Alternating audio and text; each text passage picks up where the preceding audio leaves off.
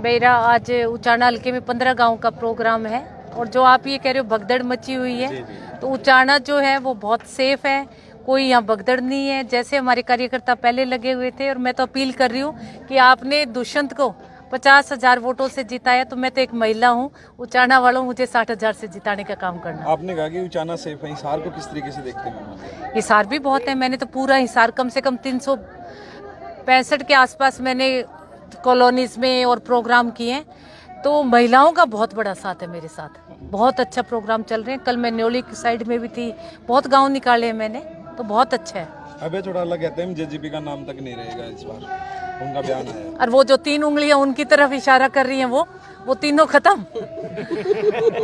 पहले खुद के गिरेबान में झांकना चाहिए। आदमी को बोलने से पहले मैं कहती हूँ 10 बार सोचो, और बोल के ही शायद सारा ना सिस्टम को ठप कर दिया। एक ही परिवार के 3 सदस्य अलग अलग पार्टी से, और सामने जयप्रकाश, तो किस तरीके से देख रहे हैं चुनाव को? देखो, जयप्रकाश ने तो पहले भी लड़ा था इलेक्शन, मेरे को लगता है कितने इलेक्शन लड़ लिए, और मैं डवाली से विधायक थी, तभी हमारे साथ विधानसभा में विधायक भी था, निर्दलीय चुन के आया था। और अभी रिसेंटली से तो इसने आदमपुर से आ रहा है, तो चौधरी भजनलाल के परिवार ने 3 बार धाराशाही कर दिया इसको।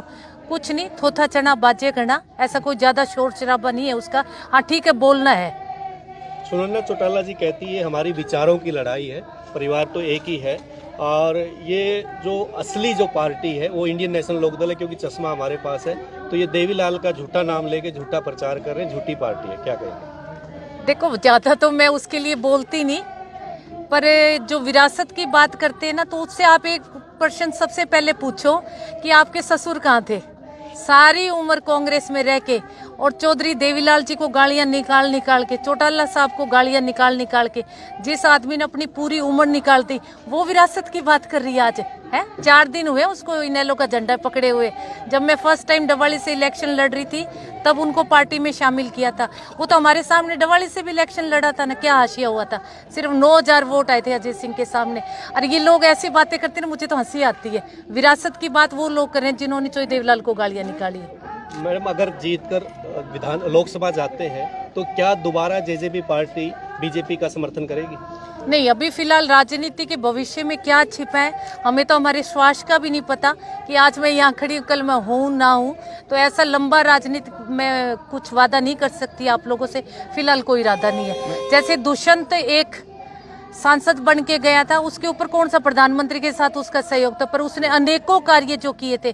सबसे बड़ा, जब मैं बार बार कहती हूँ कि पेंशन के लिए ताऊ देवीलाल को याद किया जाता है, चाहे कोई भी पार्टी पेंशन को, आज पेंशन 3,000 है, आगे चाहे 11 हो जाइए, पर हाथ में पकड़ते ही हर बुजुर्ग महिला और आदमी एक ही बात कहता है, ये तो ताऊ की देन है। वैसे ही कोई ट्रैक्टर पर जब बैठता है और नया ट्रैक्टर लेके आता है ना, ये सदियों तक इतिहास में दुष्यंत चौटाला को लोग याद करेंगे कि ये ट्रैक्टर जो है वो दुष्यंत चौटाला संसद में लेके गया था।